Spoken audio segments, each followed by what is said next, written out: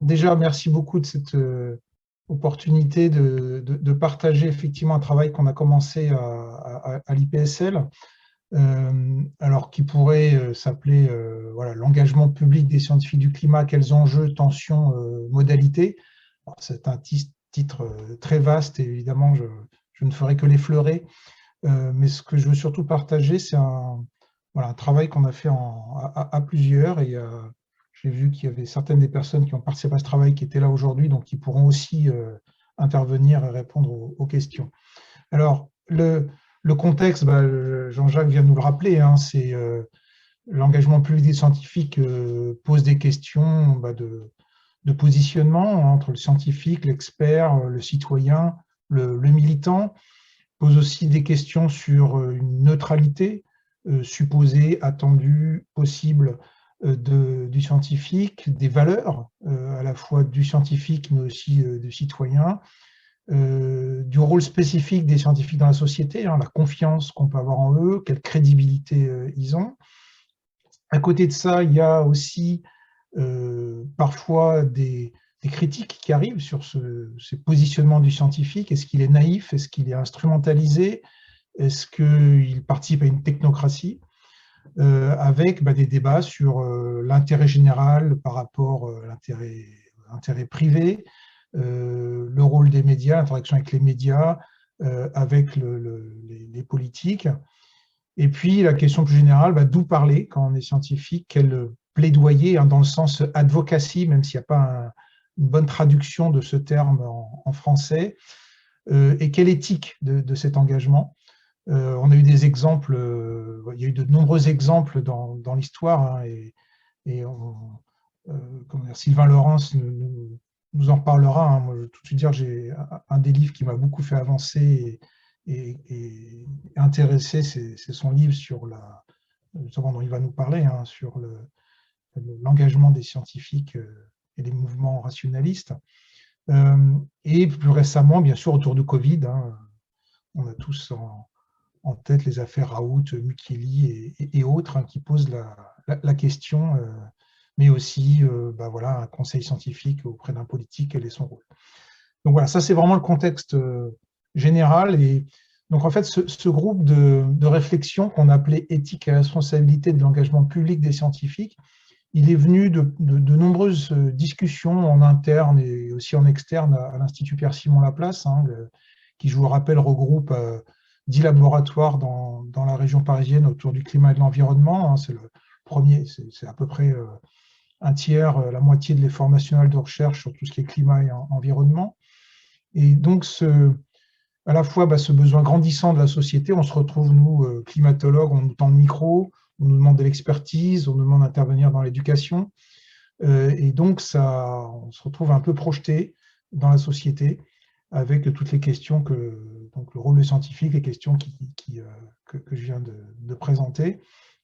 Et tout ça pour dire qu'il y a des perceptions et attentes multiples. Et donc, on a décidé, vous voyez ici le groupe des 8 personnes, de prendre le temps, en dehors à la fois des discussions de couloir et des prises de position dans la société, interview, de prendre un peu le temps de créer un lieu sûr pour que de tels échanges puissent avoir lieu en interne.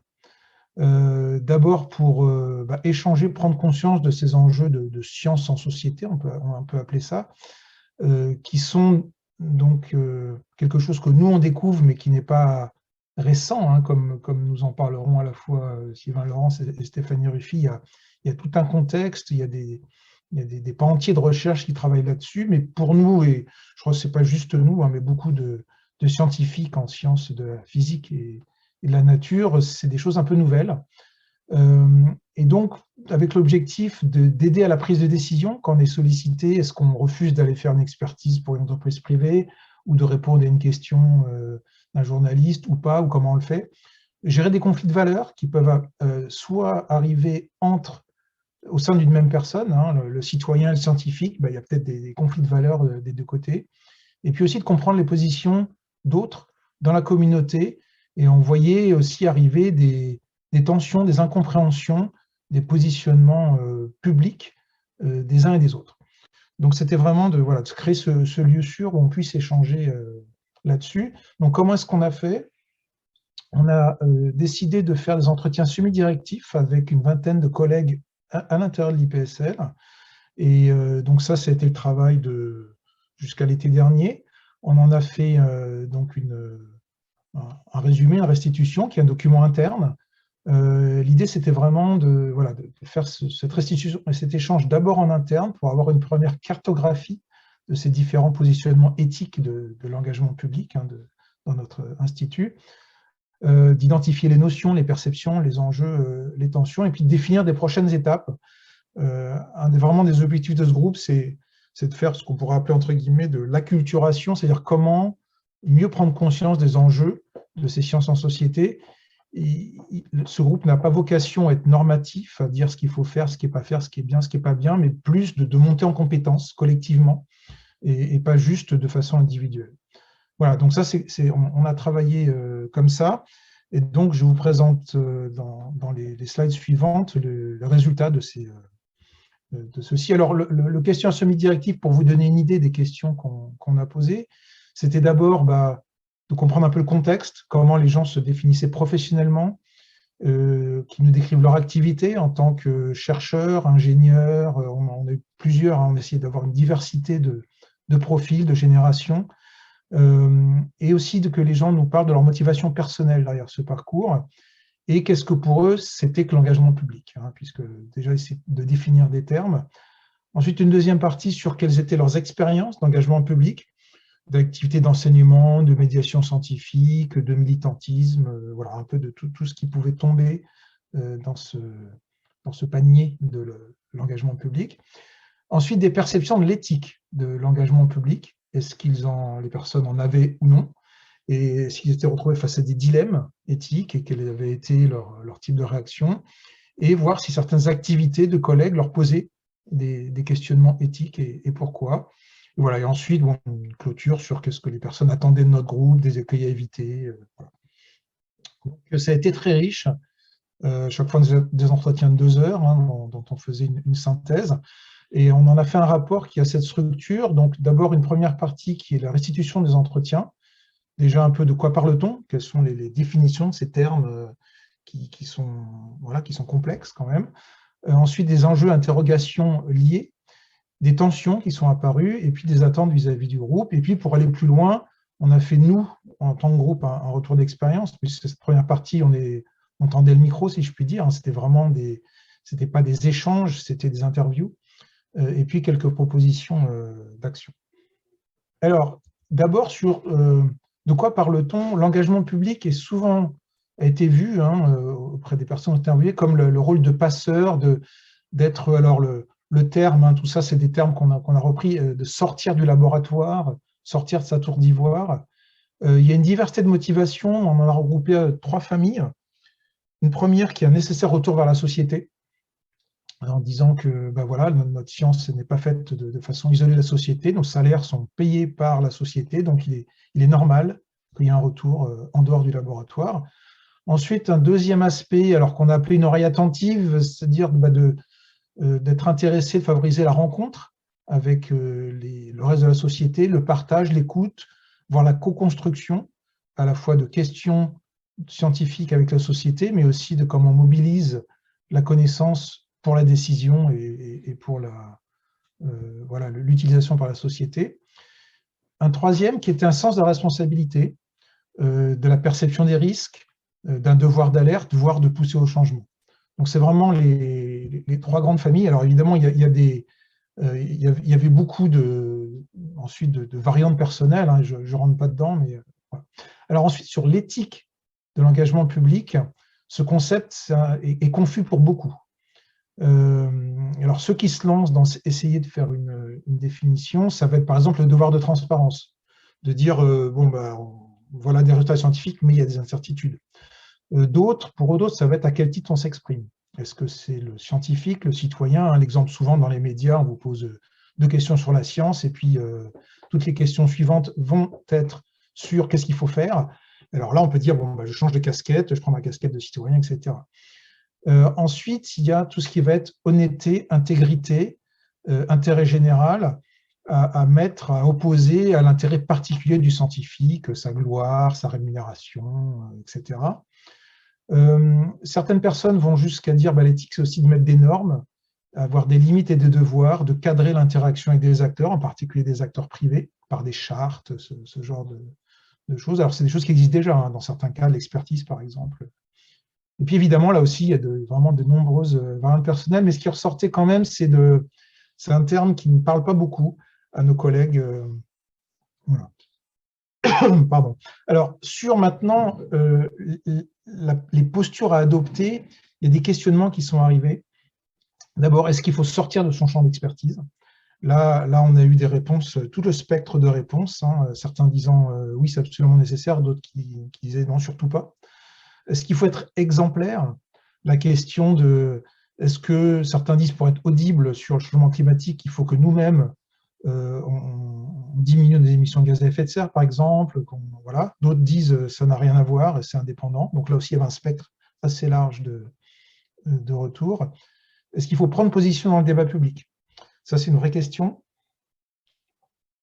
S'engager, se dire, voilà, moi, en tant que scientifique, je vais soutenir telle ou telle position, telle ou telle proposition. Et puis, la question de la communication sur les incertitudes. Certains disant, les incertitudes, c'est essentiel d'en parler, c'est important. D'autres disant, non, les incertitudes, ça brouille le message, ça nous rend peu audibles, donc il ne faut pas en parler. Donc, vous voyez, tout un spectre. Voilà.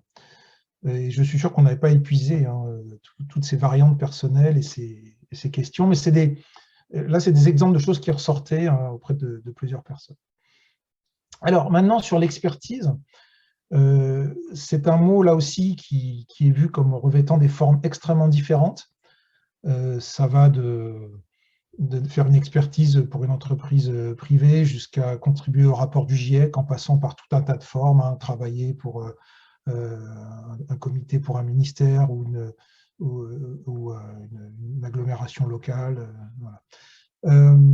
Et quelqu'un nous a proposé, en fait, dès qu'on s'adresse à des personnes en responsabilité, on fait de l'expertise.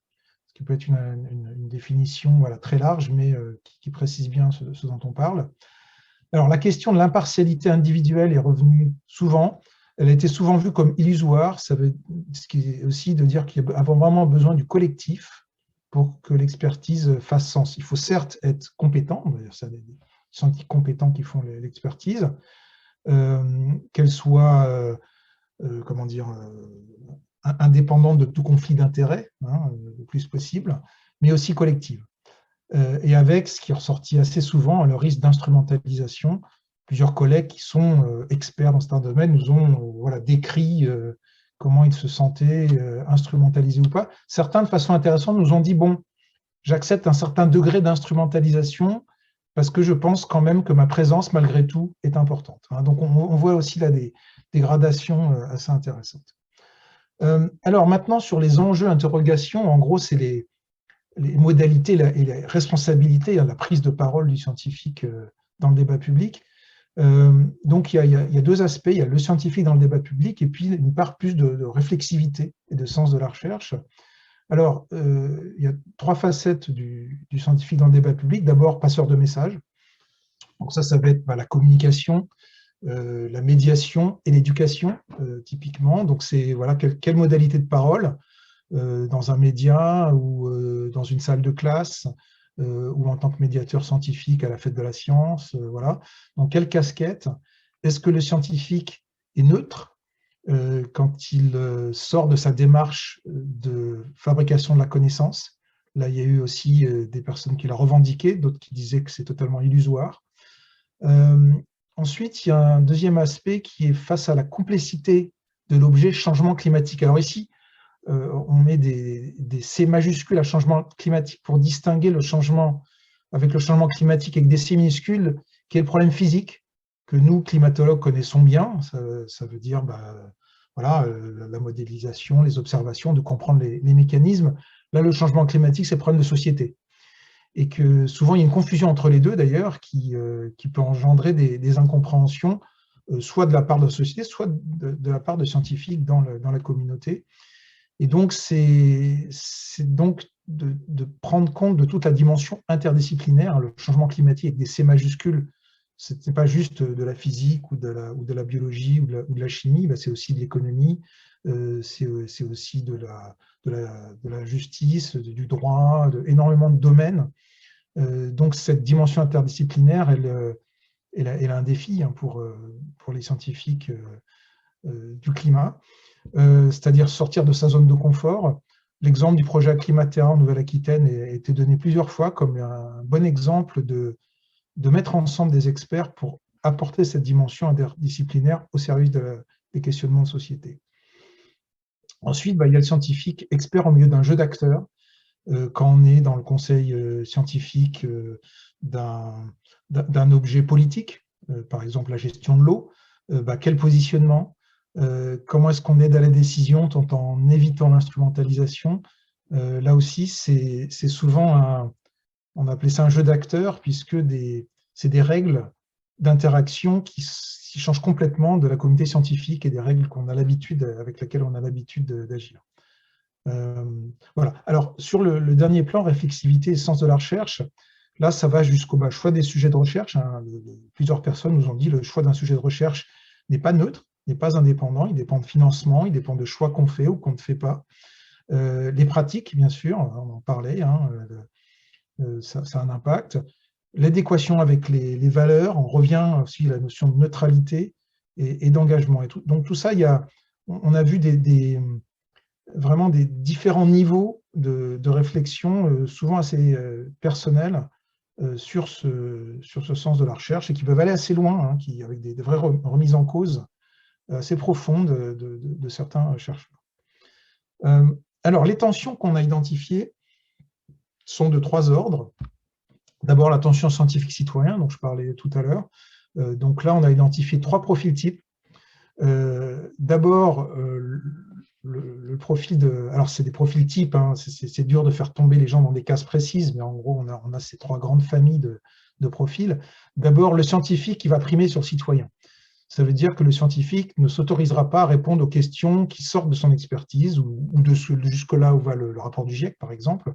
C'est-à-dire qu'il ne répondra pas aux questions qu'est-ce qu'il faut faire pour limiter les émissions de gaz à effet de serre, etc. Le deuxième profil, qui était la majorité, c'est des gens qui vont pouvoir s'exprimer avec les 2 casquettes, mais qui vont faire un effort important pour distinguer les deux, en disant là je change de casquette, là je m'exprime en tant que scientifique, là je m'exprime en tant que citoyen, enfin qui font vraiment un effort et essayer de bien avoir conscience de ces 2 casquettes, mais de s'autoriser à parler avec les deux. Et puis le troisième profil, qui dit voilà, moi je ne peux pas me couper en deux, je suis à la fois scientifique et citoyen, et les connaissances du premier sont légitimes pour venir en appui aux engagements du second. Donc c'était.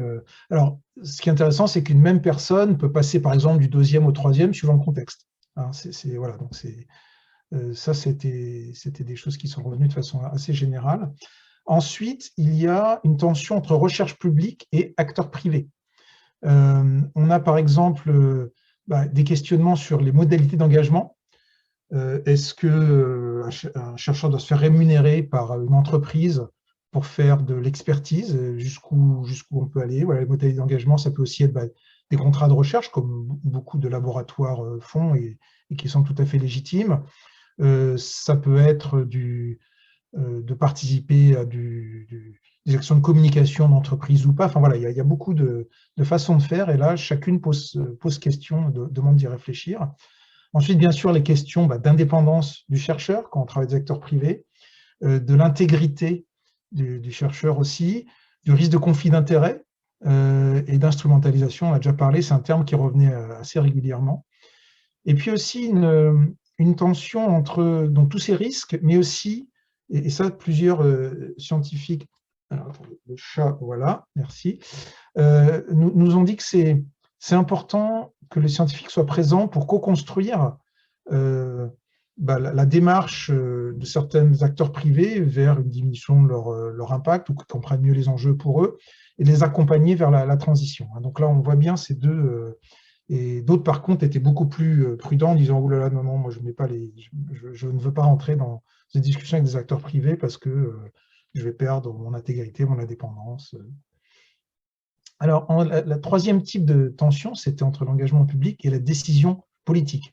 Donc là, on rentre dans la place très vaste de la connaissance du rôle de l'expertise dans le débat politique, hein, et on en reparlera avec les interventions de Sylvain Laurens et Stéphanie Ruffy, j'en suis certain, donc je ne vais pas rentrer en détail là-dedans, mais ça pose des questions voilà, vraiment fondamentales. Il y a d'un côté la peur de ne pas s'engager assez, en disant, ben voilà, moi je suis témoin de choses qui se passent et donc il faut que j'en témoigne dans la société pour que des actions se fassent.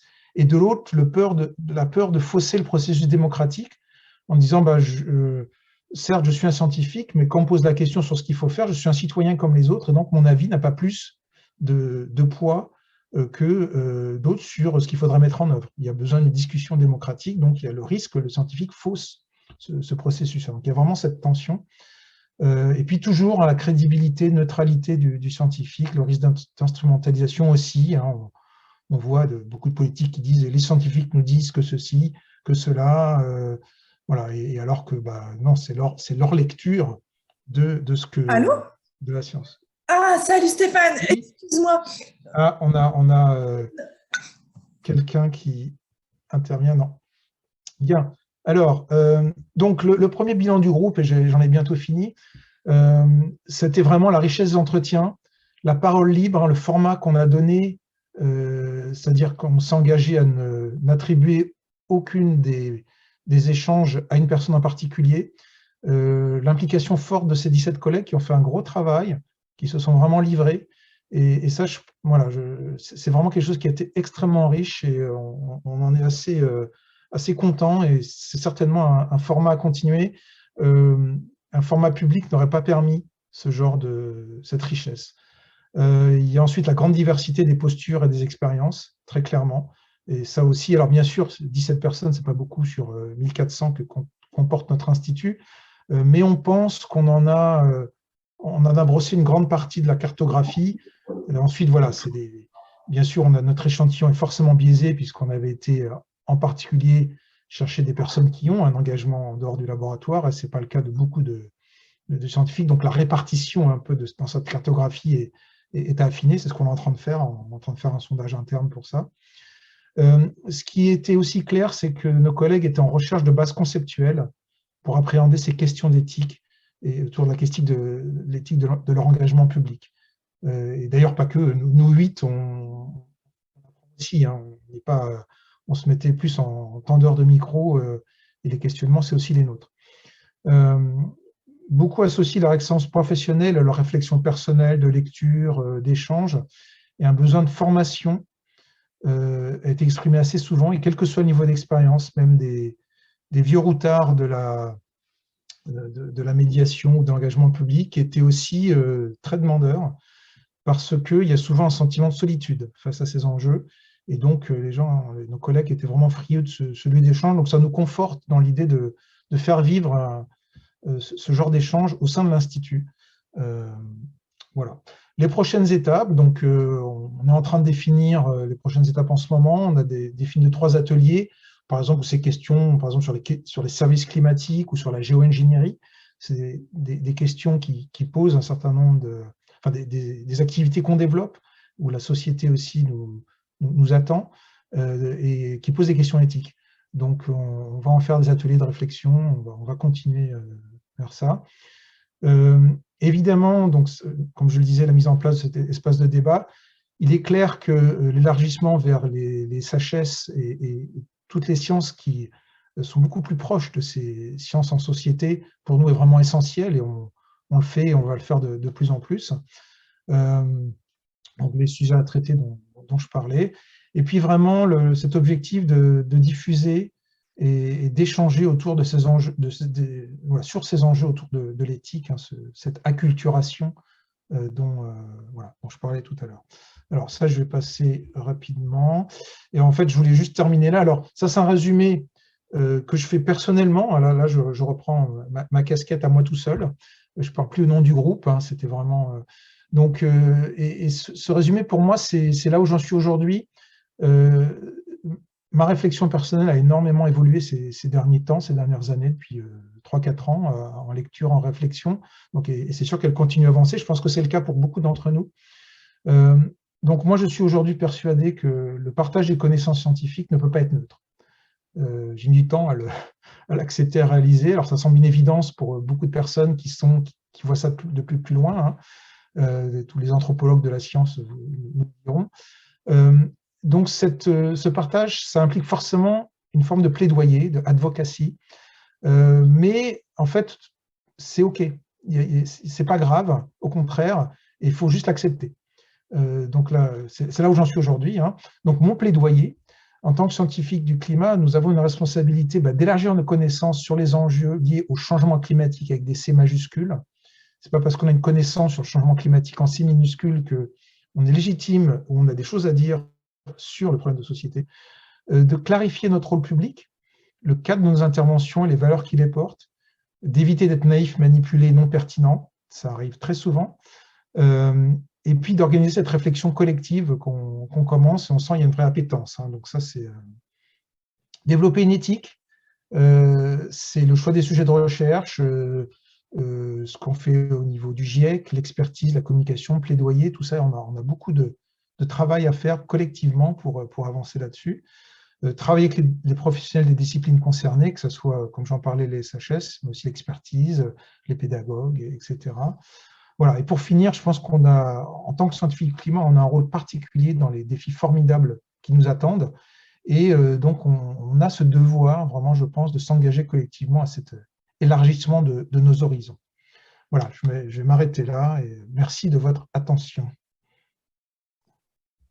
Il y a deux questions dans le chat. Je ne sais pas si tu les vois. Alors, il y en a une de Christine Noiville, qui, si je ne m'abuse, est l'ancienne présidente du Haut Conseil des biotechnologies, qui dit en quoi l'expertise est-elle un engagement au sens où ce séminaire l'entend. Est-ce que tu peux répondre ou veux répondre à ça? Et puis peut-être, je te donne directement la deuxième question de Cédric Bachet sur les chartes de déontologie des organismes de recherche, le CNRS par exemple. Est-ce que c'est la connaissance de cette charte a été abordée dans les entretiens? Alors, oui, bonjour Christine. Christine est maintenant la présidente du comité éthique du CNRS depuis octobre. Et pour être tout à fait complet, je suis aussi nouveau membre de ce COMETS. Donc, et d'ailleurs, c'est un sujet dont on va s'emparer aussi. Alors, l'expertise, en sens, à partir du moment où on accepte une expertise, c'est là où c'est un engagement. Le fait d'accepter une expertise, c'est un engagement. Alors, tout dépend comment on définit l'engagement. Ce n'est pas un engagement politique ou un engagement militant. Ça veut dire qu'on accepte de rentrer dans un univers où ce n'est plus comment dire, l'élaboration des connaissances, plutôt les valeurs qui portent l'élaboration des connaissances qui comptent, c'est un autre système de valeurs. Donc, dans ce cas-là, on change de référentiel.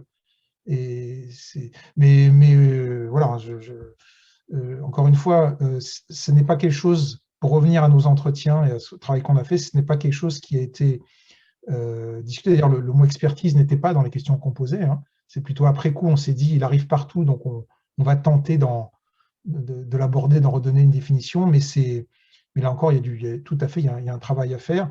Et pour faire le lien avec une question suivante, il y a effectivement un certain nombre de chartes, en particulier autour de l'expertise. Hein, c'est très encadré, l'expertise, qui ont été signées par beaucoup d'organismes de recherche. Et donc, en fait, c'est pas vraiment le sujet de ce groupe, ce n'était pas ça. Effectivement, tout ce qui est déontologie, pratique de la recherche, pratique de l'expertise, c'est déjà cadré. Là, on se plaçait plus à un niveau, le cran d'avant, c'est quelles sont les valeurs, qu'est-ce qui a décidé un chercheur de s'engager, d'aller vers une expertise, d'aller vers une prise de parole publique, d'aller faire du militantisme. C'est plus le cran d'avant, plutôt que, une fois qu'il est décidé de le faire, quel est le cadre pour le faire. Hein, voilà.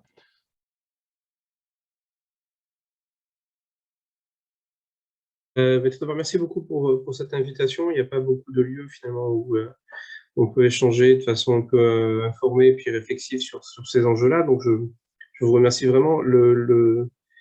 La présentation que je vais faire aujourd'hui, ça va pas, enfin, je vais essayer de ne pas vous assommer de diapositives PowerPoint parce que on a, le temps est réduit. Je voulais juste revenir sur quelques enjeux en revenant sur à la fois les résultats et puis peut-être des problèmes un peu pratiques qui se sont posés à moi quand j'ai voulu écrire ce livre. Donc, il a déjà été question sur l'histoire des mouvements rationalistes qui s'appelle Militer pour la science, et qui se propose de revenir un peu sur l'engagement des savants, l'histoire de l'engagement des savants depuis les années 30 dans l'espace public. Mais alors, pas tous les engagements et pas tous les savants. C'est un livre qui se concentre sur les engagements des savants pour la science, pour la raison. Après que ces savants-là soient par ailleurs des militants dans des partis ou autres ne m'intéressait pas. Le fil rouge, c'était de garder un petit peu une forme de focale resserrée sur les savants, qu'ils soient physiciens, biologistes ou même des savants de sciences sociales, historiens ou autres,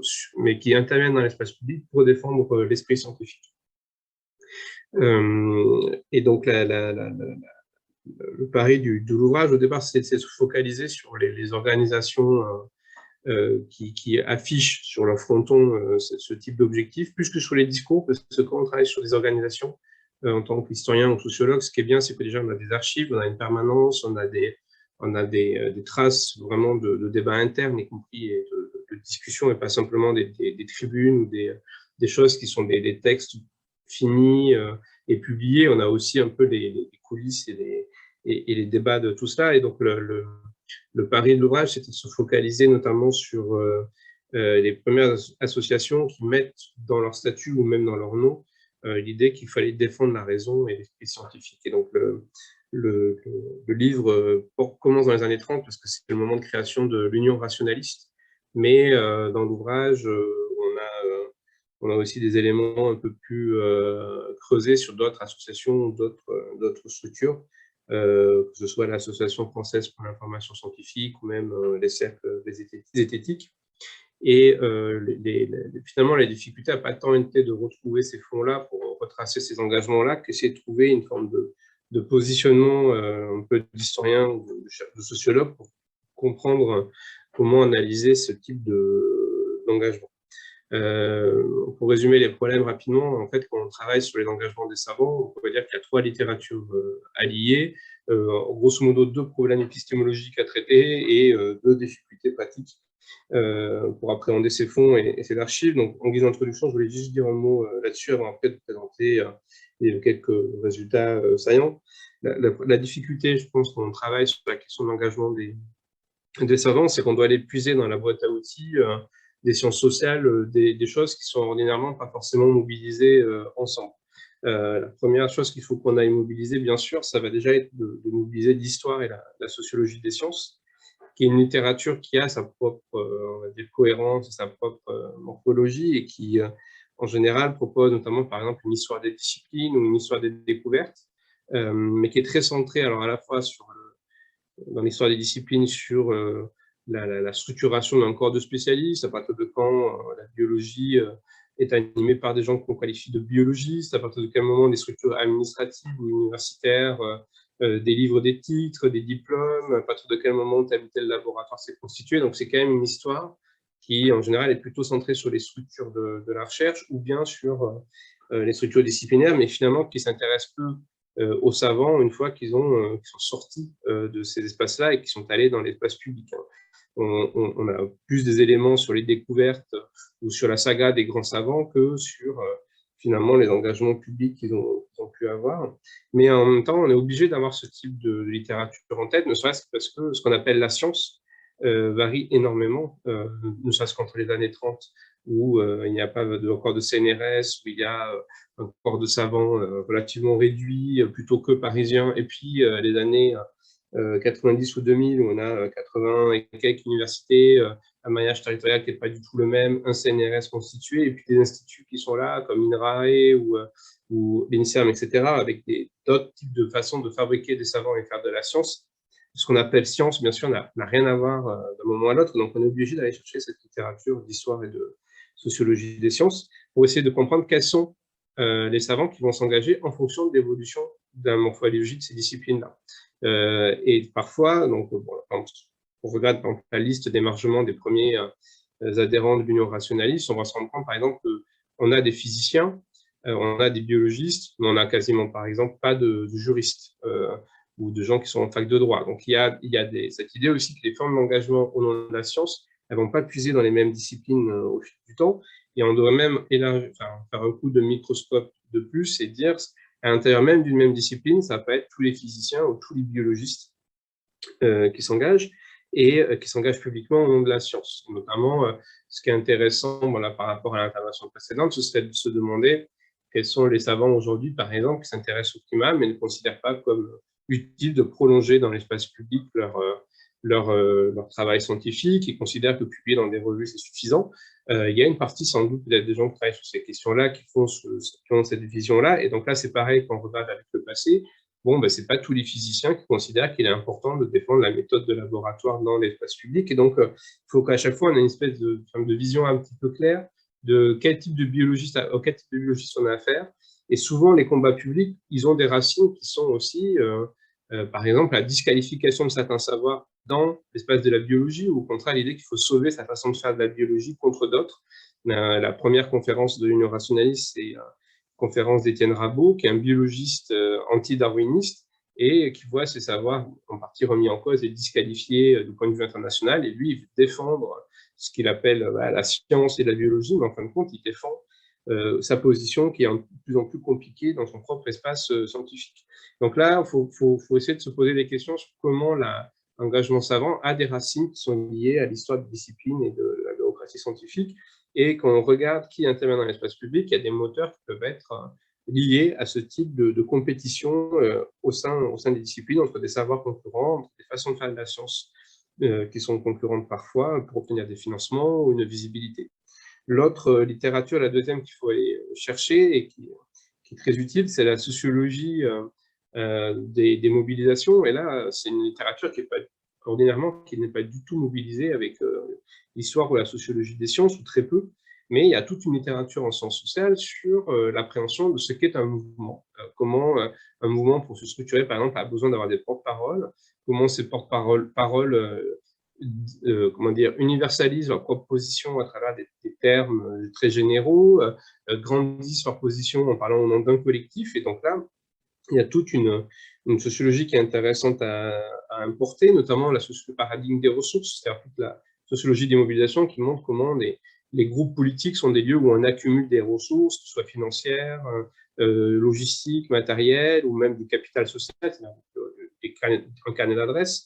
Et l'engagement politique s'explique aussi par rapport à ces logiques-là. C'est pas militer à l'Union rationaliste dans les années 30, c'est être dans une association dans le président d'honneur et Einstein, c'est être connecté potentiellement à des chercheurs étrangers, c'est aussi côtoyer l'avant-garde scientifique en physique, en biologie, décloisonner finalement sa position dans son espace disciplinaire pour être en lien avec d'autres chercheurs. Et puis c'est aussi quitter une façon de travailler peut-être qui est très disciplinaire ou très cloisonnée sur son propre objet pour parler en tant que savant et se grandir du coup en tant que savant pour parler à égalité avec d'autres savants d'autres disciplines. Donc ça, c'est des formes de rétribution du militantisme qui fonctionnent aussi pour ce type de groupe-là et qui sont à mettre en balance avec ce que j'ai dit avant. Il y a peut-être des façons de faire de la science aussi des fois qui ne remplissent pas complètement les journées ou ne remplissent pas toutes les aspirations des acteurs sociaux. Et militer pour la science, c'est aussi se retrouver à côtoyer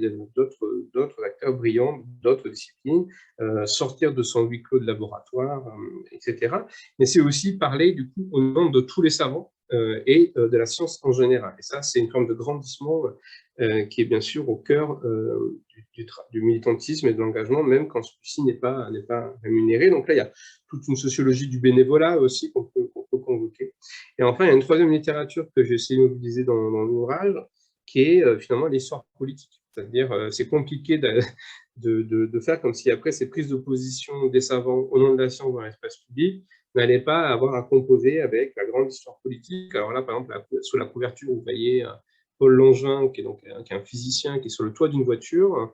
La photographie, il a le poing levé parce que là, il est à une manifestation antifasciste. Alors là, pour le coup, il est complètement pris et saisi par l'histoire à venir du Front populaire, mais là aussi, il y a toute une articulation à avoir, parce que ces grands engagements au nom de la science, ils ont souvent un background, une forme d'arrière-plan, qui est une histoire politique avec laquelle les savants composent. L'Union rationaliste a sa propre version des voyages en URSS, par exemple, où Will Lapik, biologiste, est envoyé par l'Union rationaliste visiter la science soviétique, et puis ramène son carnet de voyage, les publie dans les cahiers rationalistes, explique comment on fait de la science là-bas, tout en restant critique vis-à-vis du régime soviétique, au nom des droits de l'homme, etc. Donc là, il y a toute cette grande histoire politique qu'il faut convoquer et placer au cœur de tout ça. Ne serait-ce que par exemple l'affaire Lysenko, je n'ai pas le temps de développer tous ces éléments-là.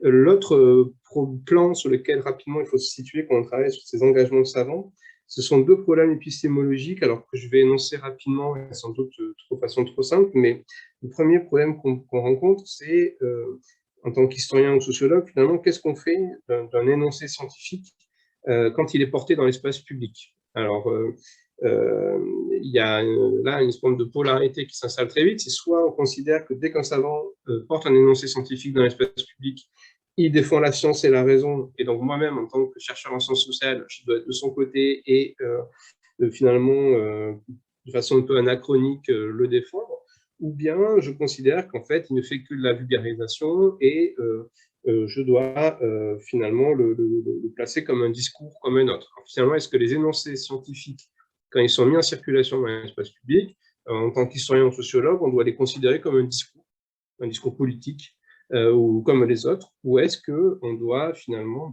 prendre parti aussi du point de vue de la vérité et considérer que ces discours-là sont la vérité et regarder comment cette vérité est malmenée ou pas par le débat public. Donc là, bien sûr, le positionnement qu'essaie d'adopter le livre, c'est un positionnement qui n'est pas relativiste, au sens où le livre, je pense, défend l'idée que quand des énoncés scientifiques vont être invalidés, ils vont l'être à partir d'outils scientifiques, un peu plus tard. Voilà, par exemple, on donnait tout à l'heure l'exemple d'Étienne Rabot sur sa conférence anti-darwiniste au nom de la raison et de la science. Bon, on peut tout à fait dire que oui, il a été invalidé, mais parce que la dispute scientifique s'est poursuivie et lui a donné tort à partir d'outils scientifiques.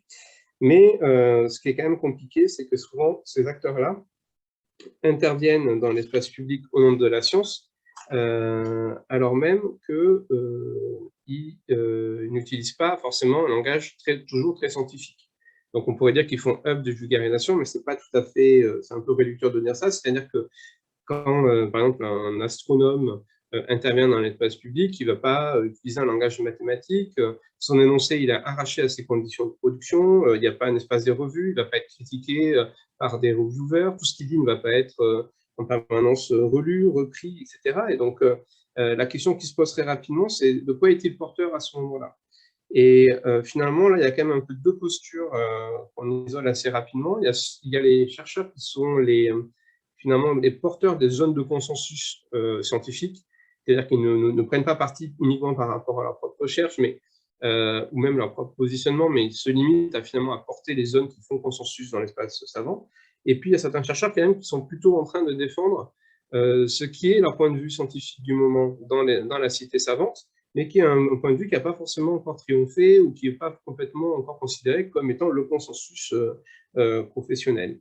Et là-dessus, c'est peut-être aussi une constante, et c'est là que le regard historique peut peut-être aider à décrypter le contemporain, c'est qu'on a aussi quand même encore aujourd'hui dans l'espace public des chercheurs qui, quand ils interviennent au nom de la science, finalement, ne portent pas le consensus des revues ou comme ça, mais portent leur point de vue scientifique à eux, qui sont en train eux-mêmes d'essayer d'imposer dans l'espace public, ce qui fait qu'on a quand même des savants pour qui l'espace public est le prolongement de l'espace de discussion scientifique dans lequel ils peinent parfois déjà à imposer leur point de vue. Là, il y a une forme de vigilance, je pense, à avoir par rapport à ces moteurs-là d'engagement. Et puis après, il y a un autre problème épistémologique, on va dire, à traiter, c'est que ces engagements publics au nom de la science, souvent, ils ont aussi une forme de texte, sous-texte sous-jacent, c'est que les acteurs, ils défendent une vision normative de l'utilité de la science. C'est-à-dire en général, ces mouvements rationalistes, ils charrient avec eux une façon de décrire l'utilité de la science pour le grand public.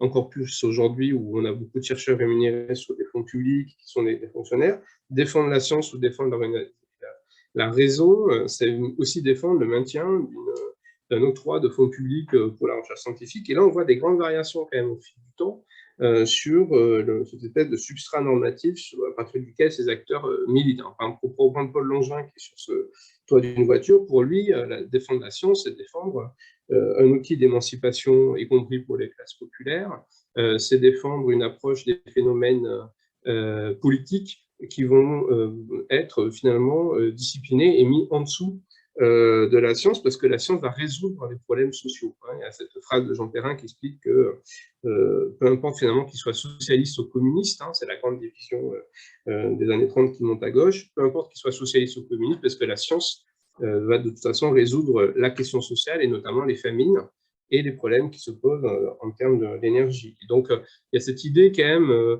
un peu sous-jacente dans ces engagements savants que souvent défendre la science, à l'époque en tout cas, c'est défendre le progrès social en lui-même aussi, parce que la science va résoudre les problèmes qui se posent aux hommes. Aujourd'hui, on aurait peut-être plutôt des discours autour de l'innovation ou de la croissance, mais j'y reviendrai si j'ai du temps. Enfin, plus largement, en fait, quand ils défendent la science, très souvent, ils défendent aussi une forme de vision de ce que devrait être l'engagement des politiques en faveur de la science. Donc, une fois que j'ai posé un peu ces problèmes un peu épistémologiques, il y avait encore deux difficultés pratiques qui sont importantes pour travailler sur ces questions d'engagement du savant. La première difficulté, c'est qu'on a des acteurs qui, bien souvent, quand ils s'engagent dans les mouvements rationalistes, dissimulent par ailleurs leurs autres appartenances politiques, qu'elles soient dans des partis ou même dans des engagements plus spirituels comme la franc-maçonnerie. Or, la plupart des acteurs, quand on ouvre la boîte noire de ces organisations, se battent en interne pour imposer ce que serait la vérité ou la raison. Et finalement, on est obligé d'utiliser souvent d'autres sources d'archives que simplement celles de ces associations pour arriver à comprendre qui sont ces gens et avec qui ils sont en lien par ailleurs. Parce que quand ils se présentent comme des militants de la science ou militants pour la raison, leur étiquette de savant est mise en avant, mais toutes les autres facettes de leur identité sociale est en général est gommée ou dissimulée. Et donc là, ça suppose d'aller chercher des archives de l'État, des archives tierces pour comprendre qui sont ces savants qui s'engagent. Et enfin, le dernier point, c'est la difficulté pratique pour appréhender des archives qui sont souvent pas toujours classées, rares, et ces organisations, ces associations sont aussi souvent des associations dont les archives ont été jetées ou pas toutes conservées, et il peut être nécessaire parfois de compenser avec des fonds personnels ou des fonds particuliers. Donc le livre, au final, se repose plutôt sur les archives de l'Union rationaliste, pour celles qui n'ont pas été jetées, celle du fondateur de l'AFIS, l'Association française pour l'information scientifique, dont j'ai déposé l'archive maintenant à la Bibliothèque contemporaine de Nanterre et qui peuvent être consultées. Ce qui est d'ailleurs assez intéressant parce que Michel Rouzet, qui était donc le fondateur de l'Association française pour l'information scientifique, animait aussi l'émission de l'ORTF de vulgarisation scientifique pendant près de 25 ans. Donc, il y a tout le courrier, finalement, des auditeurs qui écoutaient son émission, qui a été conservé. Donc, il y a 300 courriers de gens qui écoutaient cette émission, qui réagissent à ses choix éditoriaux, à ses invités, etc. Donc, il y a une belle d'histoire de la réception de la vulgarisation scientifique qu'on pourrait écrire à partir de ces fonds. Ça pourrait être intéressant pour un étudiant.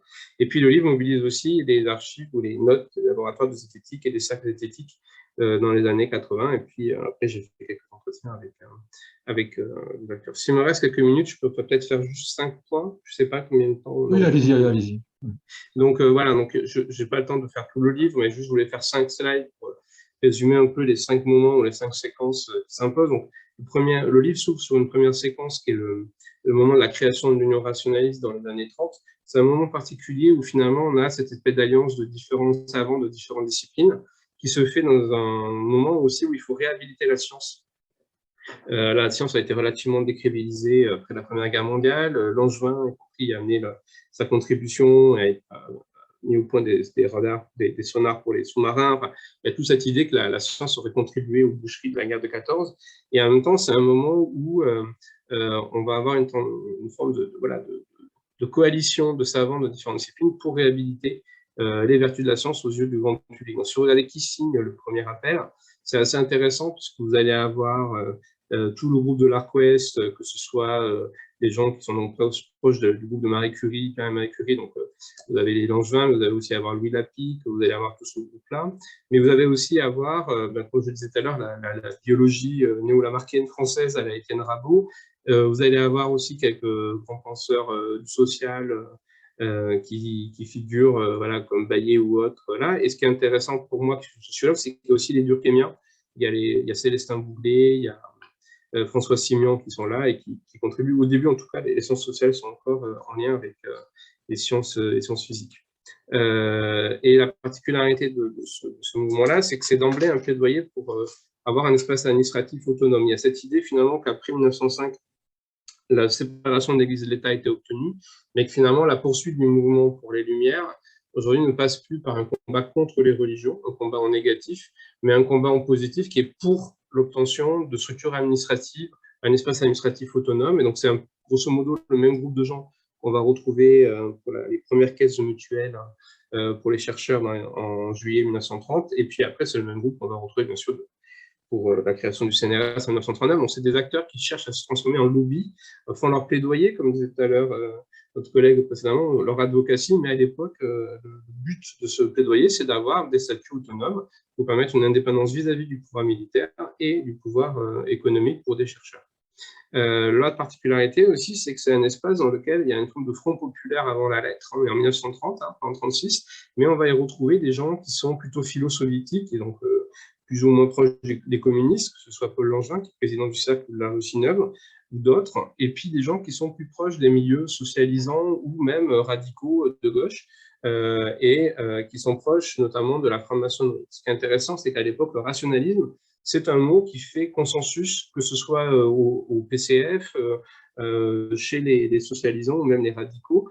Et là, par exemple, si vous avez mis le logo de la grande loge, de la loge du Grand Orient de France, qui s'appelle la loge Vérité, et qui a pour slogan ni lieu ni maître rationaliste. Et à l'époque, on peut avoir des slogans anarchistes qui cohabitent avec des mots comme rationaliste, qui seront plutôt après-guerre rattachés au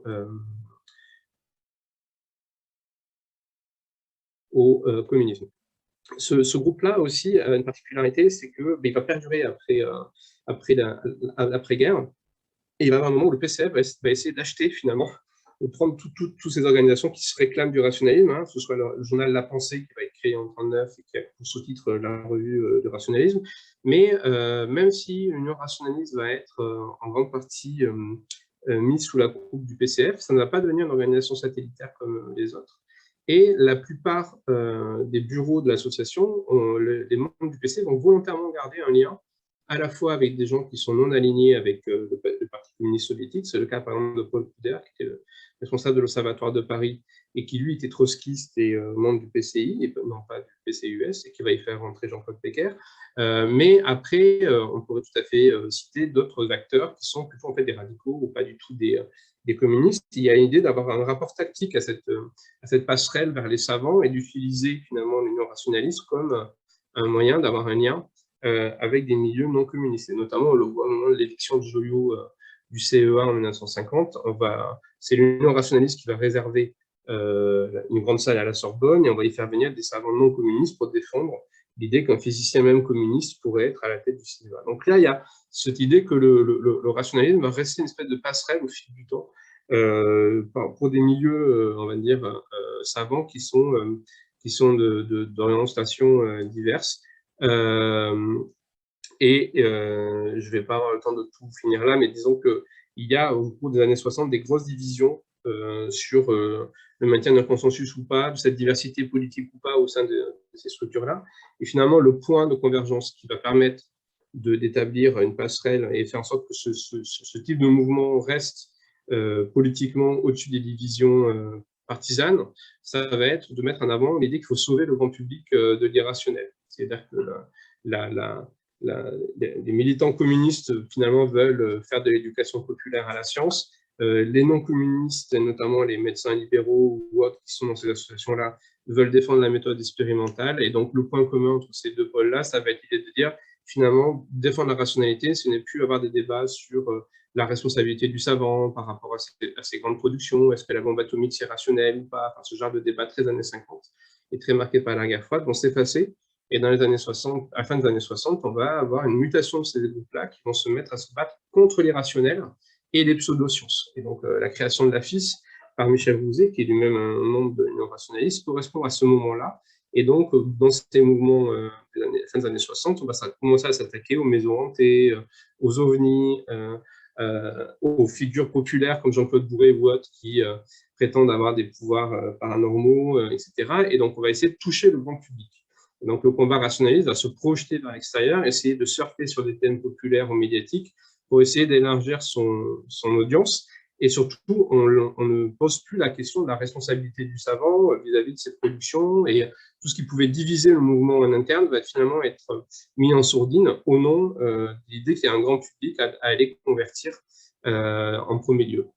Et donc là, c'est le combat contre l'homéopathie, ce genre de choses qui vont prendre le dessus dans les thématiques, avec par contre la montée en arrière-boutique d'un rapport ambivalent du coup à la question de la technologie et des applications industrielles. C'est-à-dire que comme on a laissé un peu en suspens l'utilité de la science vis-à-vis du grand public, on va se retrouver à avoir des débats parfois un peu privés sur la question du nucléaire, du déploiement du parc nucléaire ou même la question des pesticides comme le DDT, etc. Donc là, je n'ai pas le temps de développer, mais ce mouvement-là, après, on va avoir une forme d'affirmation des bienfaits de l'innovation technologique, notamment au moment de la création des grands instituts, avec la montée de figures de savants qui sont un peu des grands patrons à la tête de bureaucraties savantes comme Maurice Tubiana, et qui vont aussi commencer à développer cette idée qu'il y aurait une forme d'ésotérisme populaire, mais qui ne concernerait pas que les maisons hantées, mais aussi le rapport aux technologies, notamment le rapport au nucléaire ou le rapport à tout un tas de découvertes, et qu'il y aurait notamment un problème, un mouvement écologique qu'il faudrait combattre. Donc là, c'est un discours finalement assez ancien. Les premières critiques de Rachel Carson sont sous la plume de Maurice Tubiana dans un livre qui s'appelle Le refus du réel et qui est signé en 1978, où finalement l'écologie est assimilée à un nouveau vichisme et à un retour à la Terre, et finalement il faudrait opposer à ça, et notamment au refus vaccinal, une approche beaucoup plus rationaliste des enjeux. Donc là, il y a une transformation un peu des débats autour de la raison, c'est plus tant la question du PCF ou la question d'un lien avec le matérialisme dialectique qui intéresse ces mouvements-là, c'est plutôt une espèce d'alliance avec l'État innovateur et les grands patrons de la bureaucratie savante qui s'opposent. Et on peut avoir une forme de résumé, par exemple, voilà, cet éditorial des cahiers de la FIS en 79, où les écologistes antinucléaires sont finalement assimilés aux tenants de la parapsychologie. Et donc, ce mouvement-là de montée de défense de l'innovation, il va s'affirmer de plus en plus. Alors, ça renvoie aussi à une transformation de la sociologie de ces mouvements-là, qui va recruter de plus en plus d'ingénieurs, peut-être un peu moins aussi de savants de laboratoire, de plus en plus aussi de gens d'écoles d'ingénieurs qui travaillent dans le privé et qui ont leur propre entreprise. Et donc, il va y avoir une mutation de ces discours des associations, notamment du côté de la FIS, au profit d'une défense de l'idée que défendre la science, ça devient finalement défendre l'innovation industrielle. Je n'ai pas le temps de développer sur les mouvements zététiques, mais juste vous présenter ce petit tableau qui répertorie les publications des cahiers de la FIS, où on voit bien que dans les années 80-90, les articles sur les maisons hantées, les gourous, les voyants, l'horoscope étaient représentés 60% des productions. Aujourd'hui, ça ne représente plus que 20%. Et à l'inverse, la plupart des papiers concernent la question de l'application industrielle de la science, que ce soit les OGM, les centrales, le principe de précaution ou ce type de point de vue.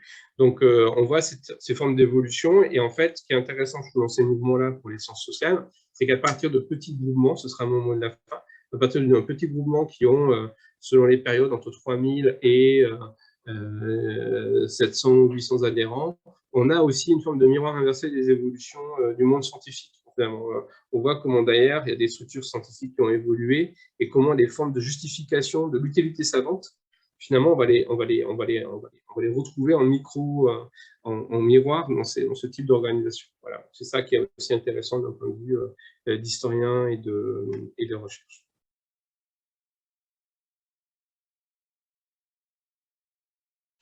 Donc, je suis très, très heureuse de partager avec vous quelques réflexions, je dirais même plutôt quelques interrogations autour de des conditions de confiance aujourd'hui envers la parole du chercheur, en particulier lorsque le chercheur sort de son laboratoire et met sa casquette d'expert et inscrit en mettant sa casquette d'expert, inscrit plus ou moins directement ses connaissances dans un processus de décision qui va concerner des gens hors du monde académique.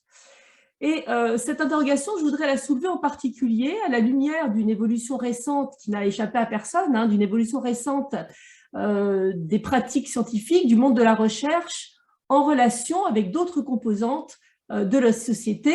Et cette évolution, c'est une accessibilité accrue, non seulement aux résultats de la science, c'est tout le mouvement de la science ouverte, mais aussi à la science en train de se faire, et on pourrait dire aux arrière-cuisines de la science, et j'y reviendrai dans le deuxième temps de mon intervention. Alors, comme entrée en matière, je voudrais juste rappeler qu'en matière de confiance, là c'est un sondage qui date déjà un peu, en étant 2010, mais les conclusions de sondages d'opinion ou d'enquêtes d'opinion plus récentes ne varient pas beaucoup. Et donc, vous voyez que quand on demande aux gens à qui ils font typiquement confiance pour avoir des informations fiables sur des sujets importants, eh bien, le monde de la recherche conserve la première place, au haut du podium. Je vous laisse découvrir la lente dégringolade à partir de ce premier groupe. Après viennent les amis et la famille pour des raisons qu'on peut facilement comprendre, les organisations non gouvernementales, des groupes d'intérêt, les journalistes, les entreprises, nos pauvres élus se trouvent bien bas, et les autorités religieuses. Alors, j'ai choisi de vous montrer ce petit sondage, avant tout pour mettre en avant la différence du degré de confiance selon les sujets, selon les domaines d'études. Donc, vous voyez sans grande surprise que ce degré d'adhésion de confiance envers les scientifiques va fortement varier de façon significative statistiquement selon les sujets, et c'est très facile d'interpréter ce différentiel. Donc, vous voyez qu'on retrouve tout en haut la cosmologie, les énergies renouvelables, les travaux en biologie sur l'évolution, et puis tout en bas, on retrouve les domaines de recherche qui portent sur des objets comme les pesticides, les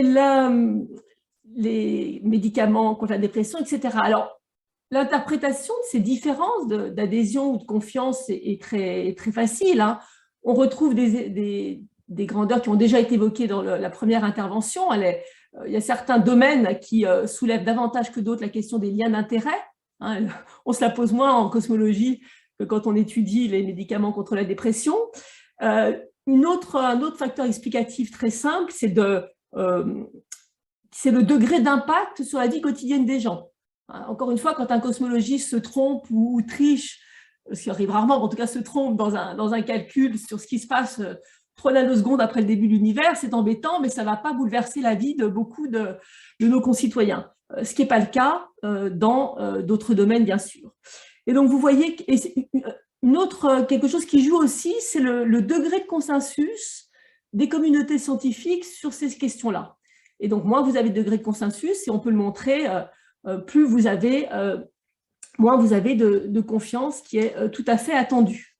Alors, je voulais rappeler cette place numéro 1 que le monde académique conserve et qui a été accentuée dans la plupart des pays. La France, il y a eu quelques variations, mais toutes les études d'opinion montrent que la crise que nous venons de vivre n'a pas diminué le degré de confiance, au contraire, dans la plupart des pays. Et donc, cette place de numéro 1 sur le podium, eh bien, elle nous oblige, nous, le monde académique, plus que jamais, puisque quand on nous fait confiance, eh bien, évidemment, il faut être digne de cette confiance. Et ça va nous amener à la question de l'expertise, puisque l'expertise, c'est aujourd'hui l'interface essentielle entre le monde de la recherche et d'autres composantes de la société. On ne saurait surestimer la place de l'expertise dans les processus de décision politique. On l'a vu pendant cette crise sanitaire, mais pas seulement. Et ça, je pense qu'il faut le placer plus largement sur une caractéristique générale de nos sociétés, dites de sociétés de la connaissance, qui sont des sociétés où l'essentiel des connaissances que nous entretenons sont des connaissances par procuration. On a très peu de croyances pour lesquelles on a accès direct à sa justification. Quand je dis que je sais que l'altitude du Mont Blanc est de 4800 etc. mètres, je fais confiance aux gens qui ont fait les bonnes mesures et les bonnes démarches. Donc, et d'ailleurs, il y a un philosophe qui s'appelle John Hardwig, en philosophie de la connaissance, qui va jusqu'à dire que dans nos sociétés contemporaines, étant donné cette importance du phénomène de connaissance par procuration, donc on s'en remet à des experts pour savoir, eh bien, il est souvent irrationnel de penser par soi-même. Et qu'être rationnel, c'est s'en remettre à d'autres, et en l'occurrence aux experts. D'où le caractère absolument central dans nos sociétés de cette question de la confiance qui devient, d'un point de vue épistémologique, plus centrale et plus fondamentale, puisqu'on connaît tant de choses par procuration, elle devient plus fondamentale ces questions de la confiance que d'autres ingrédients classiques qui sont l'accès à la justification ou à l'expérience.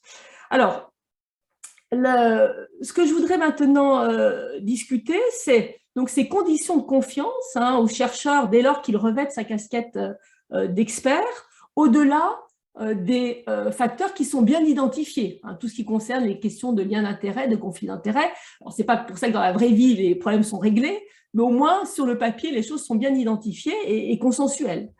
Je voudrais attirer votre attention sur autre chose qui est, et qui me semble aussi essentiel de clarifier, c'est de bien clarifier qu'en tant que chercheur, on a le choix entre différentes postures dès lors qu'on se place dans une démarche d'expertise. Et pour cela, je vous propose une typologie. Alors, ce n'est pas la seule typologie qui existe en philosophie des sciences, mais une typologie qui me semble intéressant de commenter avec vous, et qui est une typologie proposée donc dans ce livre, dont je recommande la lecture, The Honest Broker, qui date déjà de 2007. Alors, donc il s'agit en fait d'une typologie qui met en avant 4 modes possibles d'engagement. Alors, ce sont des modes types, des figures idéalisées. Et ces figures idéalisées s'inscrivent au croisement de différentes conceptions. D'une part, de différentes conceptions qu'on peut avoir du rapport entre connaissance et décision politique. Et ça, c'est le premier axe, je pense que vous voyez ma souris, c'est le premier axe que je vais commenter. Et puis, l'autre dimension, c'est une dimension, et là, dans nos démocraties, on n'a pas tous la même vue, une dimension qui concerne une certaine conception de la démocratie et du rôle que doivent avoir les sachants, entre guillemets, les experts par rapport au reste de la société. Alors, juste un mot sur cet axe-là horizontal. Donc, ce qu'on appelle le modèle linéaire, dans ce contexte-là, c'est par analogie directe avec ce qu'on appelle le modèle bien connu, le modèle linéaire de l'innovation, où ce rapport séquentiel entre recherche fondamentale et innovation. On remplit d'abord un réservoir de connaissances, la recherche fondamentale, et puis après, on peut avoir des innovations. Typiquement, on fait de la mécanique quantique au début du XXe siècle, et puis 40 ou 50 ans après, on a le laser et plein d'autres choses. Donc ça, c'est le modèle linéaire de l'innovation. Donc si on transpose ce modèle à la question de l'articulation entre connaissances scientifiques et décisions politiques, à ce moment-là, on peut opter pour un modèle linéaire du même type, c'est-à-dire on considère que le rôle des chercheurs, c'est de produire, de remplir un réservoir de connaissances, d'arriver dans la mesure du possible à un consensus, et puis ensuite, une décision politique est prise à la lumière de ce consensus. Donc, un modèle séquentiel d'articulation entre la production de connaissances et la décision politique. Donc ça, c'est pour ce premier axe. Pour le deuxième axe, donc ces conceptions de la démocratie, une première conception, c'est de concevoir une société démocratique comme une juxtaposition, alors plus ou moins tendue, une juxtaposition de groupes de personnes qui ont des intérêts, des valeurs différentes, des préférences différentes. Et voilà, on fait avec, on vit avec, on trouve des compromis, on prend la règle de la majorité, tout ce que vous voulez, mais en tout cas, c'est voilà. Et puis une deuxième vision un peu différente, qui est de dire, en fait, le public en démocratie, il doit être amené à trancher entre des options qui sont déjà préparées par une élite cognitive, Et là, l'analogie qu'on peut prendre, c'est, si on sort du monde de la recherche, c'est quand vous allez chez votre garagiste, hein, c'est le garagiste là, qui est le sachant, qui est l'expert, et le garagiste, il va vous proposer quelques options pour réparer votre voiture. Et vous allez avoir le choix pour choisir entre différentes options que vous propose votre garagiste. Donc, selon la façon dont un chercheur va se situer sur ces deux axes, il y a différentes figures possibles auxquelles on peut adhérer dès lors que l'on va sortir du laboratoire et s'inscrire dans un processus de décision politique en tant qu'expert. Donc, vous pouvez considérer qu'il faut rester un scientifique pur, c'est-à-dire que vous êtes là pour livrer des connaissances, et vous comprenez pourquoi c'est à l'intersection du modèle linéaire. Voilà. Donc, vous êtes là pour livrer des connaissances sans vous projeter dans l'usage ou la décision politique qui va résulter de cette connaissance. Donc là, l'expert ne recommande pas. Okay, et c'est plutôt les groupes d'intérêt, hein, les différents groupes d'intérêt ou les différents décideurs politiques, selon leurs préférences, qui vont venir piocher dans le réservoir des connaissances, ce qui est à l'appui des décisions. Alors, une autre figure qui est toujours donc, dans le modèle linéaire, c'est ce qu'on peut appeler l'arbitre. Et donc là, comme le scientifique pur, vous vous tenez à distance de la décision politique, vous vous contentez de répondre aux questions de décideurs. En général, vous siégez dans un panel, hein, mais vous ne vous engagez pas directement aux côtés de groupes d'intérêt. Okay. Et si conflit il y a, dans ce cas-là, hein, on est dans cette partie-là, si conflit il y a, eh bien le conflit n'est pas entre les experts, il est entre les décideurs politiques qui vont faire certains usages de l'expertise. Autre figure qui est sans doute la plus répandue, mais ça on pourra en discuter ensemble, qui est démographiquement, si j'ose dire, sans doute la plus répandue aujourd'hui en tout cas, c'est la figure de ce qu'on peut appeler l'avocat, issue advocate. C'est-à-dire que là, vous mobilisez votre savoir, mais je tiens à dire que dans tous ces cas, on parle d'une enquête scientifique objective qui remplit les chartes de l'intégrité scientifique, de la déontologie, les chartes de l'expertise. On parle pas de l'écart à ces bonnes pratiques. Donc là, vous mobilisez votre savoir objectif, etc., qui coche toutes les cases. Hein. On est chez les philosophes, hein, donc dans le monde idéal. Et donc là, vous mobilisez votre savoir dès le départ pour soutenir une certaine ligne d'action. Par exemple, vous faites de la recherche sur la biodiversité pour soutenir une certaine ligne d'action, en général en faveur de la défense de la biodiversité. Et cette ligne d'action, elle peut être en faveur de certaines composantes de la société, en faveur de certains partis politiques, qu'importe. En tout cas, c'est en faveur, dès le départ, d'une certaine ligne d'action. Et donc, dès le départ, vous prenez en compte l'impact de votre recherche. Et si on songe, encore une fois, par exemple, à l'intervention pour les questions politiques de vaccination, on est souvent, dans cette figure-là. Et enfin, la dernière figure possible, c'est ce que cet auteur a appelé, donc, ce que Roger Pielke a appelé le honest broker, hein, je ne sais pas comment on pourrait traduire ça, peut-être courtier impartial. Et donc là, votre souci, ce n'est pas de soutenir une ligne d'action, mais c'est d'élargir au maximum, de rendre visible au maximum les alternatives d'action possibles pour que le politique puisse faire son choix en fonction, enfin les décideurs puissent faire son choix en fonction d'autres considérations que les considérations scientifiques. Alors, on pourra discuter donc de cette typologie. Donc une dernière, bon, je ne veux pas rentrer dans le détail parce que je vois que l'heure tourne et je voudrais vous dire autre chose. Vous voyez que, en fait, en tant que chercheur, hein, dès lors qu'on est amené à s'engager dans l'espace public, de sortir de son laboratoire, il y a un certain nombre d'outils conceptuels qui peuvent nous guider pour savoir, en fait, et puis selon aussi la propre conception qu'on a du rôle du chercheur dans la société, eh bien, on peut se demander d'abord, est-ce qu'on est dans un domaine où il y a consensus sur le caractère désirable ou pas de ce qui va sortir de notre recherche? Est-ce qu'on est dans un domaine où il y a consensus, il y a peu d'incertitude, consensus? Et en fonction de ce genre de questions, on peut s'orienter, hein, je ne vais pas faire tout le schéma en détail, en fonction de ce genre d'interrogation, on peut s'orienter et dire, eh bien, étant donné ce type de recherche, étant donné qu'on vit dans des sociétés où il y a consensus ou pas consensus sur le caractère désirable de tel ou tel développement scientifique ou innovation technologique, eh bien, il me semble préférable de me situer dans l'une ou l'autre de ces postures possibles. Voilà, alors, donc là mon souci, c'était avant tout, c'est une typologie possible, hein, pas la seule, mais c'était mon souci était avant tout de souligner qu'il me semble qu'en tant que il me semble qu'on a, en tant que chercheur, il est de notre responsabilité d'annoncer clairement la couleur, en quelque sorte. Hein. Alors, je vais arrêter de partager mon écran parce que je n'ai plus rien à vous montrer. Voilà. Donc, il me semble que ce qui est important, c'est d'annoncer la couleur. Et donc, ce qui est important aussi pour un chercheur, c'est d'annoncer la couleur, hein, comment il se situe dans ces différentes figures d'experts possibles.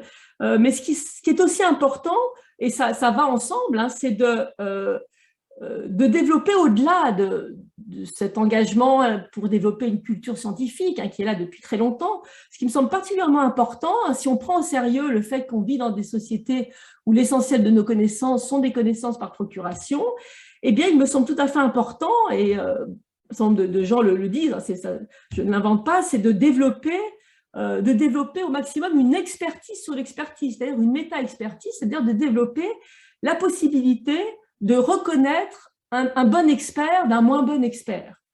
Et ça, il me semble que c'est une mission vraiment, vraiment importante, puisqu'on est exposé, et on l'a vu de façon accrue pendant la crise sanitaire que l'on vit, on est exposé à une parole scientifique dans l'espace public qui peut être de plus en plus plurielle, pour ne pas dire parfois parfaitement dissonante.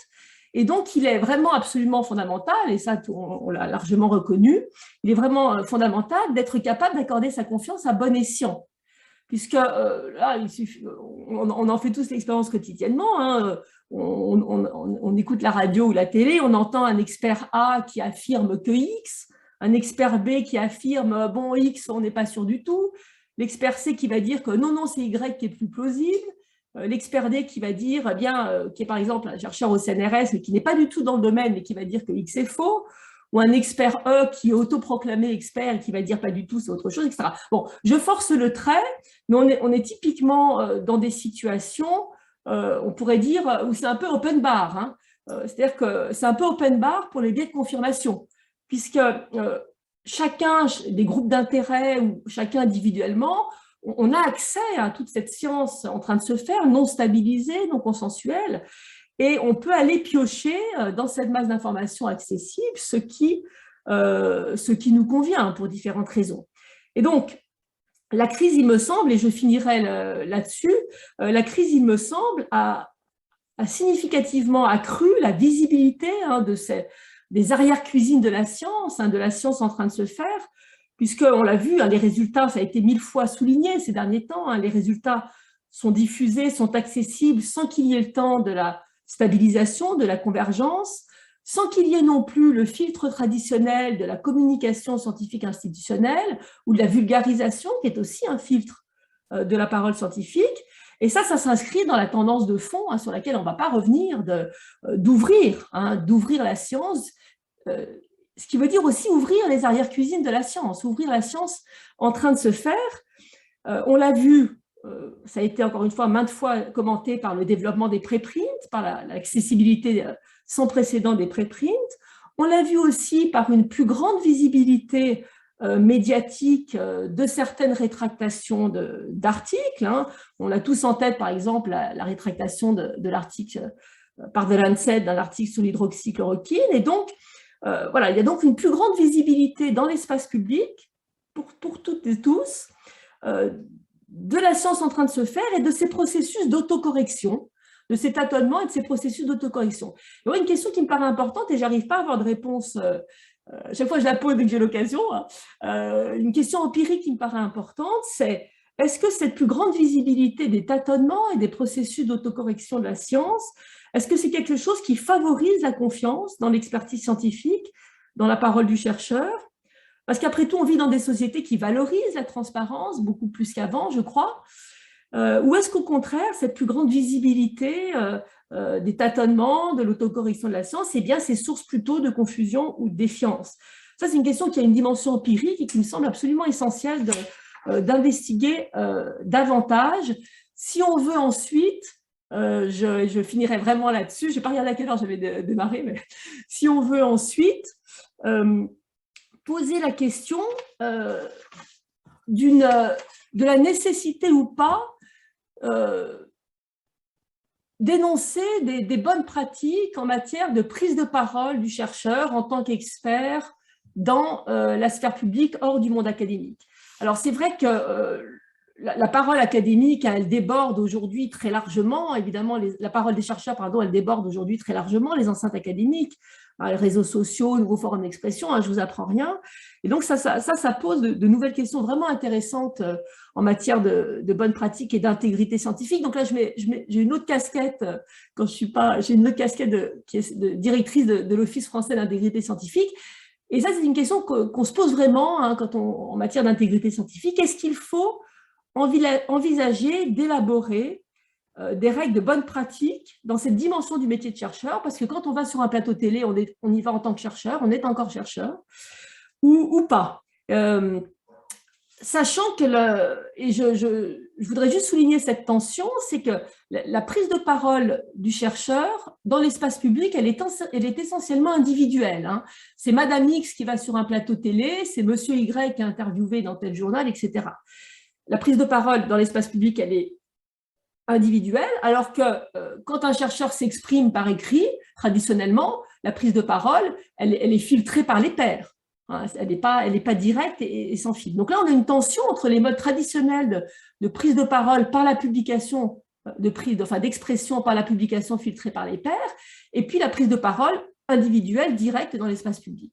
Et là, cette modalité d'intervention du chercheur, d'engagement, d'intervention du chercheur dans l'espace public soulève vraiment la question de savoir, est-ce qu'il faut imaginer des systèmes d'autorégulation, je parle d'autorégulation par les pairs, de cette prise de parole du chercheur, comme on autorégule entre nous la publication scientifique. Alors évidemment, ça pose tout un tas de questions, puisque poser cette question d'une éventuelle autorégulation de la prise de parole du chercheur nous amène directement à la question de la liberté d'expression du chercheur et de la liberté académique. Ce n'est pas exactement la même chose. Et donc, je finirai sur cette question qui sera au cœur d'un colloque qu'organise l'Office en juin. Je fais un petit coup de publicité, qu'organise l'Office français d'intégrité scientifique et qui va être un colloque justement sur les nouveaux enjeux en matière de bonnes pratiques concernant la prise de parole des chercheurs dans l'espace public. Et la question centrale est la suivante. Y a-t-il des limites à envisager en acte, puisqu'en principe, elles existent déjà ces limites, y a-t-il des limites à envisager en acte à la liberté académique ou à la liberté d'expression d'un chercheur au nom de la qualité épistémique des débats publics et des conséquences que ce que dit un chercheur dans l'espace public peut avoir dans la vie des gens. Et je m'arrêterai ici. Merci beaucoup.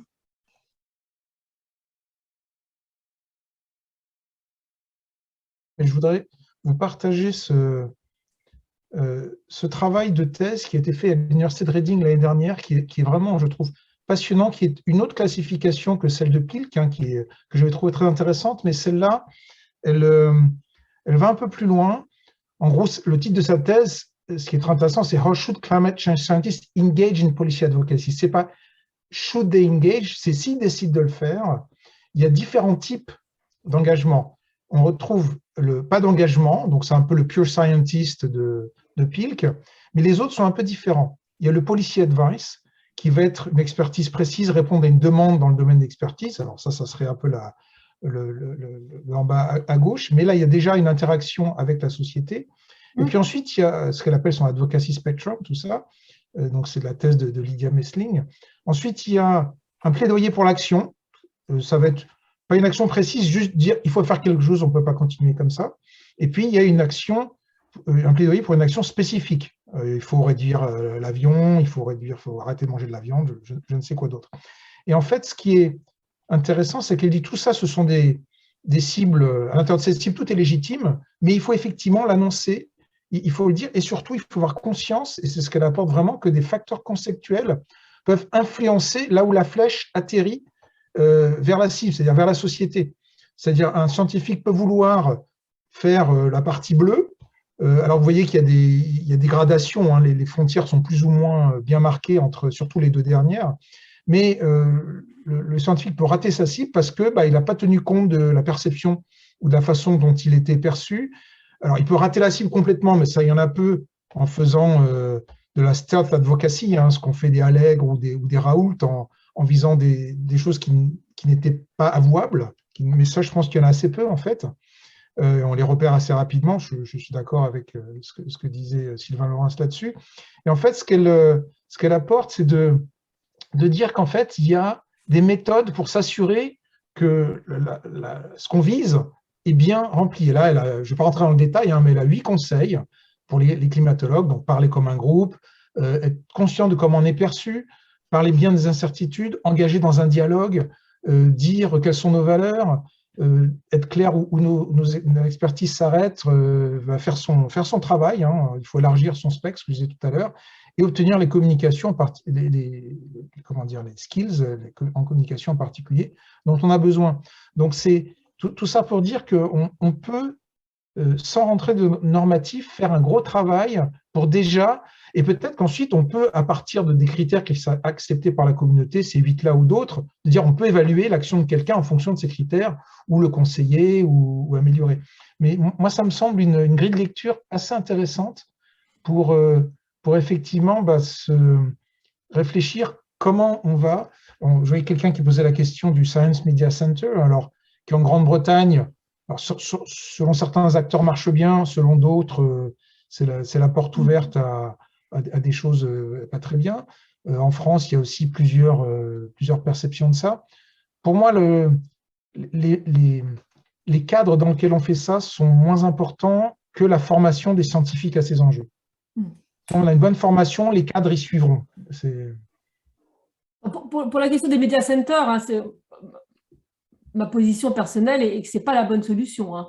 Il faut continuer à attendre d'une partie des journalistes la capacité à eux-mêmes interagir avec les chercheurs et la science en train de se faire sans qu'il y ait ce filtre qui sera un media center entre le monde journalistique et le monde académique. Donc, rien que pour cette raison, introduire introduire une sorte de couche supplémentaire entre le monde académique et le monde de l'information ne me paraît pas souhaitable. Peut-être, moi j'ai un avis un peu différent. Je pense qu'effectivement, quand on est journaliste scientifique, on n'a pas besoin d'un Science Media Center. Je suis tout à fait d'accord, parce que c'est le travail du journaliste scientifique. Or, on a un système médiatique où il y a de moins en moins de journalistes scientifiques et beaucoup de médias qui vont chercher du sensationnel. D'où est venu le Science Media Center en Grande-Bretagne?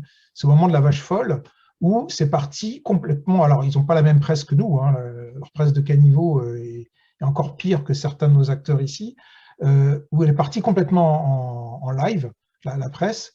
Et donc, voilà, ils se sont dit, il faut faire quelque chose. Donc, moi, je pense qu'en faisant bien attention, en mettant les cadres qu'il faut, et pour certains médias, ça peut être utile. Moi, j'avais rencontré des gens qui étaient un peu à l'initiative de ça en Angleterre. On avait écrit un chapitre dans Les Gardiens de la Raison qui revient sur l'expérience britannique, pour laquelle maintenant on a 20 ans de recul. Et la présidente de l'association des journalistes scientifiques a expliqué comment ça avait tué la profession là-bas. C'est-à-dire, ce qui se passe au bout d'un moment, c'est qu'on éduque, non seulement la presse de caniveau n'est toujours pas éduquée, mais en plus de ça, le problème, c'est que les journaux, pour des réductions de coûts, envoient aux réunions du Science Media Center des stagiaires ou des pigistes qui ne sont pas des spécialistes de la science et qui reviennent avec les 2-3 phrases qu'il faut citer d'un savant qu'on a sélectionné et qui sont prêts à citer, ce qui fait que ça a aussi tué dans les rédactions respectables le peu de petit atome minimal de connaissances du monde scientifique qu'ils pouvaient avoir. Et l'autre souci, c'est que le Science Media Center fait un casting parmi les savants et propose, notamment sur les OGM ou des choses comme ça, des gens parfois aussi qui ne sont pas du tout des savants. C'est l'équipe de BAF qui avait scrappé, comme on dit, avait téléchargé tout le site du Science Media Center pour voir qui était proposé comme interlocuteur aux savants et montrer que sur certains sujets, le Science Media Center respectait le consensus, c'est-à-dire qu'ils allaient chercher des gens qui étaient cités dans Web of Science, etc. Mais sur tout un tas de sujets, notamment les OGM, dézonés de la zone de consensus, et aller proposer un industriel, quelqu'un qui n'avait même pas des diplômes biologistes, etc. Et donc, il y a un gros souci de créer un lieu unique où on fait le casting des gens qui disent la science. Et effectivement, garder dans les rédactions des gens qui peuvent connaître la différence entre une université, le CNRS, ce qu'est une UMR, un chercheur, etc. C'est très précieux pour que la connexion entre l'espace public et l'univers scientifique passe par plusieurs canaux et pas par un lieu unique qui, du coup, devient d'emblée aussi la cible de tous les lobbies et de toutes les stratégies industrielles, parce que c'est tellement facile, du coup, d'avoir un lieu sur lequel on sait qu'on peut taper et que ça va fonctionner comme une agence de presse, c'est-à-dire qu'il va nourrir tout un tas de médias. Voilà, c'est périlleux, là aussi, à ce niveau-là. Comment est-ce que vous voyez les choses sur cette légitimité, finalement, de l'endroit d'où on parle? Oui, alors, bon, je pars du principe que le grand public n'est pas bête, hein. Donc c'est vraiment le postulat de départ, et que donc, si on revient à cette question de la méta-expertise, l'expertise sur l'expertise, on n'est pas capable de juger directement la qualité d'une démarche, la plupart du temps d'une démarche scientifique, mais on peut être capable de regarder, par exemple, que beaucoup de publications de Didier Raoult sont dans des journaux de bulletins locaux. C'est des choses que l'on peut apprendre à regarder assez facilement, en tout cas plus facilement que d'essayer de pouvoir être capable directement de savoir si l'étude X ou Y, même si elle est accessible maintenant, est fiable ou pas. Et en tout cas, c'est un levier d'action. Évidemment, ça ne va pas résoudre tous les problèmes, mais en tout cas, c'est un levier d'action qui peut-être est à considérer davantage. Parce qu'il y a un discours qui est très axé, bien sûr, sur la culture scientifique, les connaissances scientifiques, et je ne dis pas du tout que ce n'est pas important. Mais je pense qu'on vit dans des sociétés aujourd'hui où ce levier d'action est insuffisant, puisque toute cette science est à notre disposition, mais encore une fois, on connaît par procuration pour l'essentiel des croyances qu'on entretient. Et donc, puisqu'on connaît par procuration pour l'essentiel, eh bien, il est absolument indispensable de savoir à qui accorder sa confiance. Et ça, on peut apprendre à mieux le faire, il me semble. Oui, et les revues et les journalistes ont un rôle essentiel aussi pour mieux faire comprendre ça, effectivement. Un dernier mot, Eric, oui, sur ce point, je pense qu'il y a quand même une évolution positive, parce que quand on compare, Raoult, c'est l'Allègre des vaccins. Quand on compare la réaction de nos instituts de recherche à l'époque d'Allègre, qui avait été un grand silence, qui avait donc mobilisé la base des chercheurs en disant est-ce que vous pourriez réagir, on se fait traiter de menteur. Là, il y a eu quand même, alors bon, il a fallu aiguillonner un petit peu, pousser un peu, mais il y a quand même eu des réactions officielles d'instituts, dont le CNRS, qui ont été relativement rapides, claires. Et donc, je pense que ces questions maintenant deviennent des vraies questions et des vrais enjeux pour les instituts de recherche qui ont quand même une certaine légitimité vis-à-vis des médias pour dire qui fait entre guillemets de la science et qui n'en fait pas. Donc moi je pense que, alors on a encore beaucoup de travail, mais je pense que c'est quelque chose, voilà, ça vient aussi de la base, je pense, des laboratoires qui demandent à leurs instituts de recherche d'être plus vigilants sur ces questions-là. Alors là, ça soulève une question vraiment aussi sensible, qui est l'articulation entre le discours de l'institution et du chercheur. Est-ce qu'une institution doit mettre un tampon, ce chercheur il est crédible ou ce chercheur il n'est pas crédible? C'est aussi une question. Oui. Si vous parlez, par exemple, dans le monde anglo-saxon, ils vont dire, oula, surtout pas, il y a un devoir, en quelque sorte, de réserve de l'institution. Et le chercheur, eh bien, vous le mettez dans le grand marché des idées, il va perdre tout seul sa crédibilité.